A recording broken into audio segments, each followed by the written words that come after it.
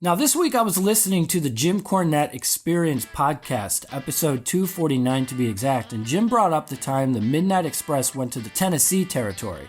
And this was right around the time that Rick Rude was starting out and he was quite green or new to the business. Probably only 6 months into his career, in fact. Now, Jim believes you were Rude's partner in this match. Do you remember this match in particular? It must have been in Mid-South. We're working for Bill Watts, not for Tennessee.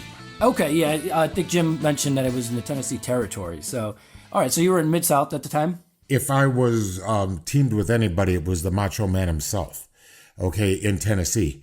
But when I was just leaving when Jimmy Cornette was coming in, and I have to say my best matches were against the Midnight Express.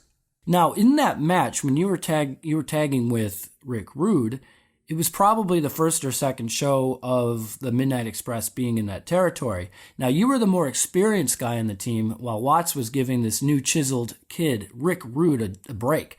Now, as Jim explained, and this is quite funny, Rude tags in and he puts the headlock on Dennis Condrey, and Condrey calls for the next set of moves, which was some of their Tennessee spots, as Cornette called it.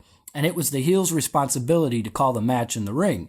So what Rude did was he tagged in, he put Dennis in a headlock. Dennis goes to shoot Rude off, but Rude holds on to the headlock. Dennis goes to throw him off again, but Rude hangs on to the headlock again, and he walks around the ring 3 times with the headlock still in place, and then he tags you, and he gets out of the match.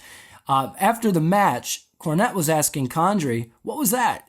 And because it was a separate locker room at the time, you had the faces and the heels separate, so there was never talking over what the match was going to be before the match. It was just called in the ring.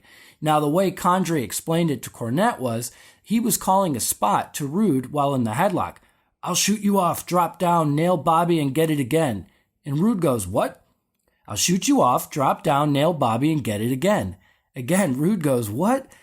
Dennis then goes, and he's speaking slowly, I will throw you into the ropes. I will fall down in front of you, jump over me, continue moving, strike Bobby in the face, and then return to the headlock. Now, at that point, Rude's mind was a bit blown, and he responds, I can't get it. And so Condrey gives up and says, fuck it, tag out. And that's when, Rude was getting a lot of education in the business. And what was it like working with the Green Rude? And what are some of your memories of him? Well, I remember that very incident happened exactly as Jim Cornette said, okay? And, I mean, I could hear it from the tag team rope, and I'm sure the first 5 rows of audience could hear every word that was going on. You know, they were going to jump up and say, one tackle drop down, hit Bobby, get it again, or whatever it was. So, the audience was going to say that. That's why I never liked to talk in the ring, because when I was a fan, I always could see them talking in the ring. And that's an expose. So right. I just didn't, I listened in the ring sometimes, but I didn't always talk in the ring. And so anyway, the thing was Rick Rude was green. And then when I saw him in Tennessee, he'd improved drastically. And then by the time he got to the WWE, he was already fantastic. So he did have a learning curve, and I guess the light bulb went on, but you cannot knock his professionalism when he finally got to the WWE.